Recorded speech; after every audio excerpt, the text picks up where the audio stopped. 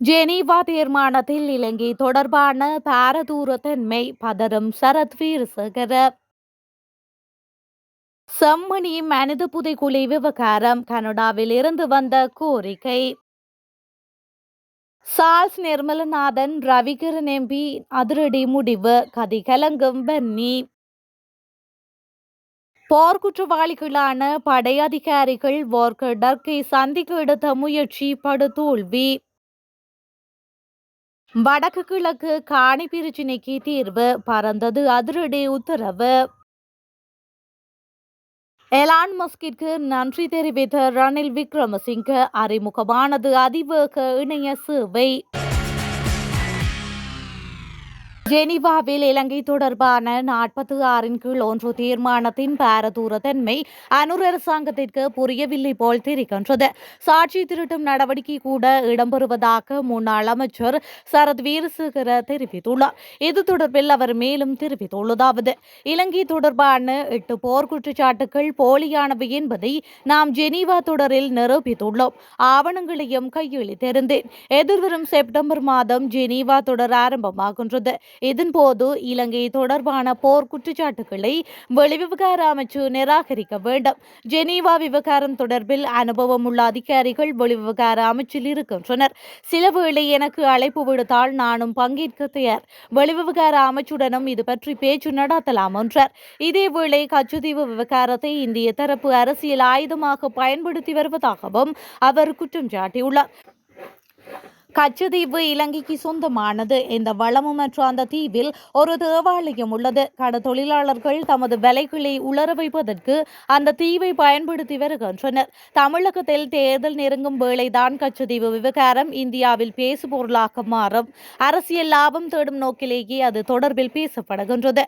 இந்தியாவில் இருந்து நாளொன்றுக்கு 800 முதல் 900 வரையான இழுவை படகுகள் வருகின்றன. இதன் மூலம் கடல் வளம் நாசமாக்கி வருகின்றது. பெரும் பொருளாதார இழப்பு ஏற்படுகின்றது. எனவே அத்துமீறிய மீன்பிடிக்கு எதிராக கடும் நடவடிக்கை எடுக்கப்பட வேண்டும் என அவர் மேலும் தெரிவித்துள்ளார். இலங்கைக்கு விஜயம் செய்திருந்த ஐக்கிய நாடுகள் மனித உரிமைகள் ஆணையாளர் வால்கர் டர்க்கை சந்திப்பதற்கு போர்க்குற்றம் சாட்டப்படும் படை அதிகாரிகள் மேற்கொண்ட முயற்சி தோல்வியில் முடிந்துள்ளதாக தெரிவிக்கப்படுகின்றது. வெளிவிவகார அமைச்சின் ஊடாக இந்த சந்திப்புக்கு நேரம் ஒதுக்கி தருமாறு அவர்களால் வேண்டுகோள் விடுக்கப்பட்டது.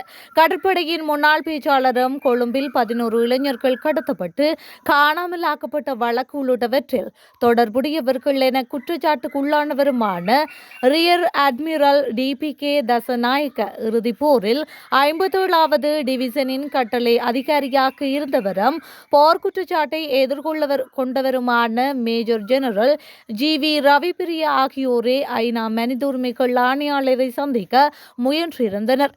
எனினும் ஐக்கிய நாடுகள் மனித உரிமைகள் ஆணையாளர் தரப்பிலிருந்து எந்த பதிலும் கொடுக்கப்படாததால் இவர்களின் இந்த முயற்சி தோல்வியில் முடிந்துள்ளமையும் குறிப்பிடத்தக்கது.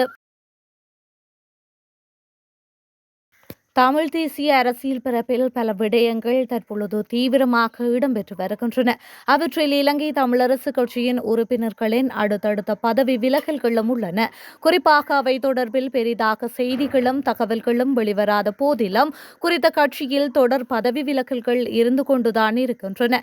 இதற்கிடையில் வன்னி மாவட்டத்தின் அடையாளமாகவும் அங்கு தமிழரசு கட்சியின் முகமாகவும் இருந்து வரும் சார்ல்ஸ் நிர்மலநாதன் கடந்த காலங்களில் 2 முறை நாடாளுமன்ற உறுப்பினராக இருந்துள்ளார். இந்த நிலையில் தற்பொழுது மீண்டும் தமிழரசு கட்சிக்கு சார்ல்ஸ் நிர்மலநாதனின் வரவு என்பது ஒரு பெரும் வெற்றி எனலாம். முன்னாள் ஜனாதிபதி ரணில் விக்ரமசிங்க ஸ்டார்லிங்க் இணைய சேவை உரிமையாளரான எலான் மஸ்கிற்கு நன்றி தெரிவித்துள்ளார். ஸ்டார்லிங்க் இணைய சேவை தொடர்பான ரணில் விக்ரமசிங்க தனது எக்ஸ் பக்கத்தில் வெளியிட்டுள்ள பதிவொன்றிலேயே இதனை குறிப்பிட்டுள்ளார். பதிவில் மேலும் தெரிவிக்கையில், அனைத்து இலங்கையர்களுக்கும் ஸ்டார்லிங்க் செயற்கைக்கோள் இணைய சேவையை வழங்கியமைக்கு நன்றி தெரிவிக்கின்றேன். இது நமது நாட்டின் டிஜிட்டல் மாற்றத்தில் ஒரு வெற்றிப்படி என்பது குறிப்பிடத்தக்கது. இலங்கையின் டிஜிட்டல் எதிர்காலத்திற்கான முன்னேற்றங்கள் குறித்து ஆராய விரைவில் எலான் மஸ்கை சந்திக்க ஆவலுடன் காத்திருக்கின்றேன் என குறிப்பிட்டுள்ளார். ஸ்டார்லிங்க் இணைய சேவை இலங்கையில் தற்போது ஃபைபர் தொழில்நுட்ப இணைய சேவையை விட பல மடங்கு வேகமாக இருக்கும் என்றும் உலகத்தில் எங்கிருந்தும் இந்த சேவையை அணுக உதவும் என்றும் தெரிவிக்கப்பட்டுள்ளது. செம்மணி மனித புதைகுழியில் எலும்புக்கூடுகள் மீட்கப்பட்டுள்ளமை தமிழின படுகொலை இடம்பெற்றது என்பதை சர்வதேசம் அங்கீகரிக்க வேண்டும். பொறுப்பு கூறல் மற்றும் பரிகார நீதிக்கான வேண்டுகோள்களை மீண்டும் புதுப்பிக்கின்றது என கனடிய தமிழர் தேசியவை தெரிவித்துள்ளது. இந்த விடயம் குறித்து கனேடிய தமிழர் தேசியவை நேற்று வெளியிட்ட அறிக்கை ஒன்றில் இந்த விடயம் குறிப்பிடப்பட்டுள்ளது. அந்த அறிக்கையில் ஜூன் 25, 2025 அன்று ஐக்கிய நாடுகள் மனித உரிமை ஆணையாளர் வால்கர் டாக் இலங்கைக்கான தனது விஜயத்தின் ஒரு பகுதியாக யாழ்ப்பாணத்திற்கு விஜயம் மேற்கொண்டார். யாழ்ப்பாணத்தில் தனது செயற்பாடுகளின் ஒரு பகுதியாக அவர் தமிழ் மக்கள் காணாமல் போனதுடன் தொடர்புடைய செம்மணி மனித புதைகுழிக்கு விஜயம் மேற்கொண்டார். ராணுவம் கேப்ரல் சோமரத்ன ராஜபக்ஷவின் வாக்குமூலத்தின் பின்னர் இந்த மனித புதைகுழி முதலில் 1998 உறுதிப்படுத்தப்பட்டது. 1996 இவர் கிருஷாந்தி குமாரசுவாமியை பாலியல் வன்முறைக்கு உட்படுத்தி படுகொலை செய்தார் என்பதும் நிரூபிக்கப்பட்டது. இந்த விசாரணையின் போது ராஜபக்ஷ செம்மணியில் காணாமல் போன 300 முதல் 400 வரையிலான தமிழர்களின் உடல்கள் புதைக்கப்பட்டுள்ளதாக தெரிவித்திருந்தார். இவரது வாக்குமூலமும் சர்வதேச மன்னிப்பு சபையின் அறிக்கையும் இது தொடர்பில் ராஜபக்ஷ மிகவும் திட்டவட்டமான தகவல்களை வெளியிட்டிருந்தார். அவர் கடத்தல், சித்திரவதை, கொலைகளில் உயர் அதிகாரிகளுக்கு தொடர்புள்ளதாக குற்றம் சாட்டியிருந்தார். வதை முகாம்கள் காணப்பட்ட பகுதிகள், பாதிக்கப்பட்டவர்கள் ஆகியவை குறித்த தகவல்களை வழங்கியதுடன் உடல்கள் புதைக்கப்பட்ட சில இடங்களையும் காண்பித்திருந்தார். கடும் பாதுகாப்பின் மத்தியில் திறந்த நீதிமன்றத்திற்கு அவர் தனது வாக்குமூலத்தினை வழங்கியிருந்தார். தமிழ் இன படுகொலைகள் ஆரம்பித்தது முதல் வடக்கு கிழக்கில் பல மனித புதைக்குழிகள் கண்டுபிடிக்கப்பட்டுள்ளன. மனித புதைக்குழிகளுக்கு காரணமானவர்களை பாதுகாப்பதற்காக இலங்கையின் ஆட்சியாளர்கள் மனித புதைக்குழிகளுக்கு பின்னால் உள்ள உண்மைகளை மறைக்க முயன்றுள்ளனர் என்றும், பொறுப்பு கூறலின்மை தொடர்வது இலங்கையில் தொடர்ந்தும் நீடிக்கும் தண்டனையில் இருந்து விலக்களிக்கப்பட்டும் கலாச்சாரத்தை வெளிப்படுத்துகின்றது என அவர் அதில் மேலும் குறிப்பிடப்பட்டுள்ளது. வடக்கு மற்றும் கிழக்கு மாகாணங்களில் உள்ள வனப்பகுதிகளின் எல்லைகளை விரைவில் மறுவரையறை செய்யுமாறு வனவிலங்கு பாதுகாப்பு மற்றும் வன பாதுகாப்பு துறைகள் உள்ளிட்ட தேசிய மற்றும் பிராந்திய அரசு நிறுவனங்களுக்கு அறிவுறுத்தப்பட்டுள்ளதாக சுற்றுச்சூழல் அமைச்சகம் தெரிவித்துள்ளது. கொழும்பு ஊடகம் ஒன்றுக்கு பேட்டியளித்த சுற்றுச்சூழல் துணை அமைச்சர் ஆண்டன் ஜேகொடி வடக்கு மற்றும் கிழக்கில் உள்ள நில பிரச்சினைகளை தீர்க்க நடவடிக்கை எடுக்கப்பட்டு வருவதாக கூறியுள்ளார். இது பல தசாப்தங்களாக குடியிருப்பாளர்களை பாதித்துள்ளது.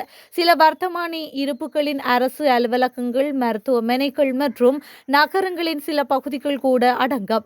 இந்த பகுதிகளில் சிலவற்றில் மக்கள் 30 முதல் 40 ஆண்டுகளாக வாழ்ந்து வருகின்றனர். சில சந்தர்ப்பங்களில் பொதுமக்கள் பயன்படுத்தும் நிலங்கள் தெளிவாக குறிக்கப்பட்ட எல்லைகள் இல்லாமல் காடுகள் அல்லது வனவிலங்கு இருப்புகளில் சேர்க்கப்பட்டுள்ளன என்றும் அவர் கூறியுள்ளார். வடக்கு கிழக்கில் நிலவும் நிலப்பிரச்சினைகளை கடந்த கால உள்நாட்டு மோதல்களுடனும் அங்கு வசிக்கும் மக்களின் போராட்டங்களுடனும் தொடர்புடையவை. மோதலின் போது பல குடும்பங்கள் தங்கள் வீடுகளையும் நிலங்களையும் இழந்தன. மோதல் முடிவடைந்து பல வருடங்களான பிறகும் சிலர் அவற்றை மீட்டெடுக்க இன்னும் போராடி வருகின்றனர். சில நிலங்கள் இராணுவ கட்டுப்பாட்டில் உள்ளன, மற்றவை பல்வேறு அரசு துறைகளால் கையகப்படுத்தப்பட்டுள்ளன. அடுத்தடுத்த அரசாங்கங்கள் இந்த நிலங்களின் சில பகுதிகளை நிரூபித்து தந்துள்ளன. ஆனால் பலர் இன்னும் தங்கள் நிலங்கள் திரும்ப கிடைக்கும் வரை காத்திருக்கின்றனர் என்று அவர் மேலும் தெரிவித்துள்ளார்.